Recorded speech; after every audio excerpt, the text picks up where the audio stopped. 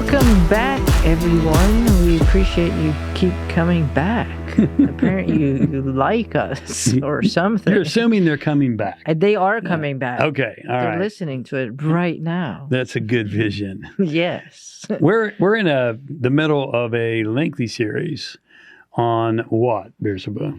On the great work. The great work, becoming God in human form. And if you're tuning in for the first time, Beersheba is going to tell you what that means, just in case you haven't been watching all along. What does it mean to be God in human form? Is to become a great, clean conduit for the Spirit of God to work through you. That's right. It's not to literally think you're a God. No, please. you're not. No, you're not. There's only one God.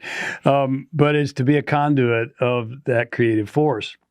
And so the great work is the foundation of all alchemy and all mystery teachings. Now let's just face facts.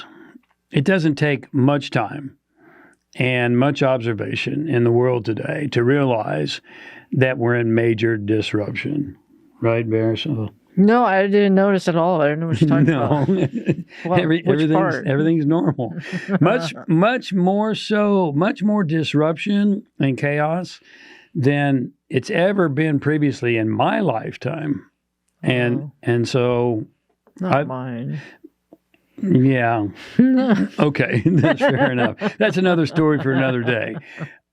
We believe that one of the main reasons we're at this particular point in our history is that we have left the sacred by the wayside, and we've plunged full force into secularism. Mm-hmm. Money has become our God, work has become our religion, and politics has become our philosophy. And materials have become our faith. That's right. That's right. Good point. Materialism has become our faith. Mm-hmm. And so we've knelt at the altar of money and materialism for a long, long time. And I don't think you can argue that point if you're really, really honest.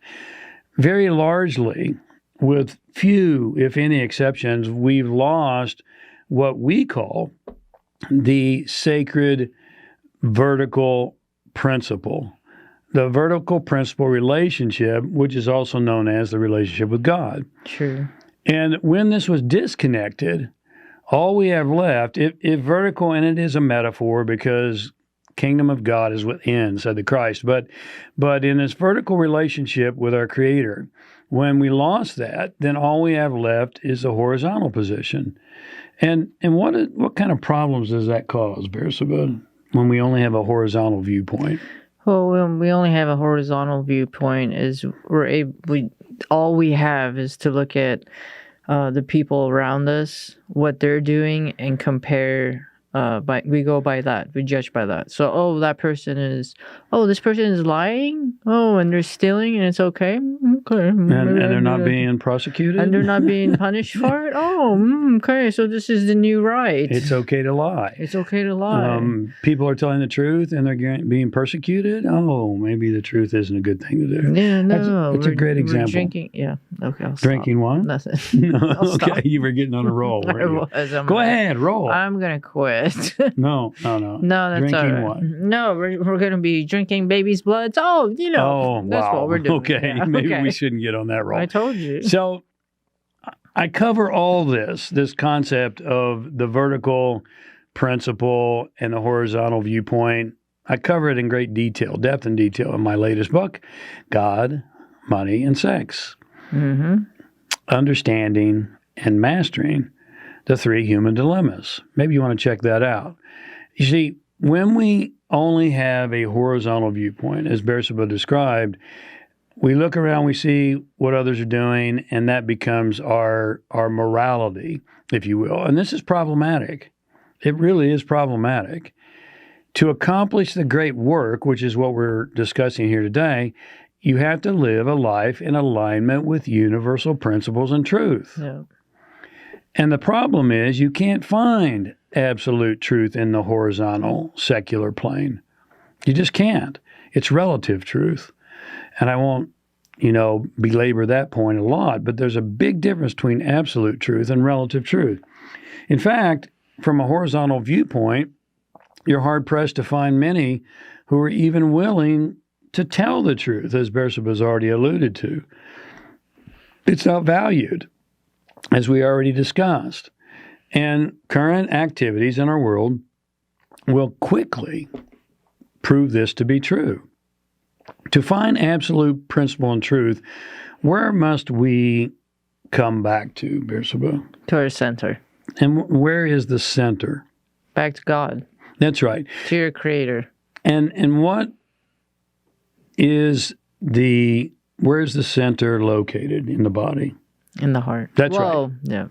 And what do the mysteries call the heart center? The throne of God. Yeah, you passed the test. Thanks. The throne of God. When we have to come back to center, we have to come back to the heart, which has its own cognitive capacity. That's a whole nother discussion. Once we're reconnected, we need to have the courage, and let's face it, it takes courage, to speak and to live that truth. Yes. Irrespective of the consequences. Now, there are a few people leading the way in the world today. Who would be some of the people that you think are leading the way of speaking the truth? The truth. Tucker Carlson. Tucker Carlson. Anyone else come to mind?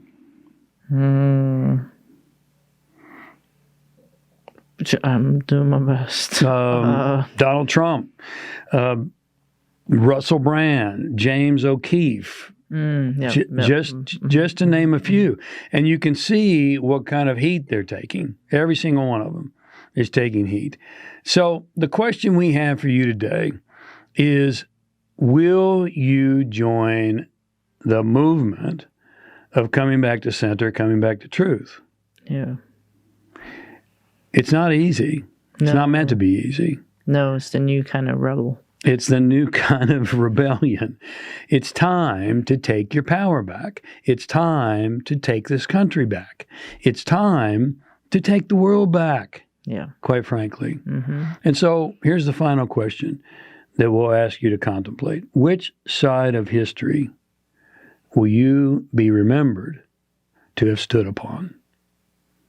I want to thank you for a couple of moments of your day, and thanks for tuning in, and we will get back with you next week. God bless. Bye.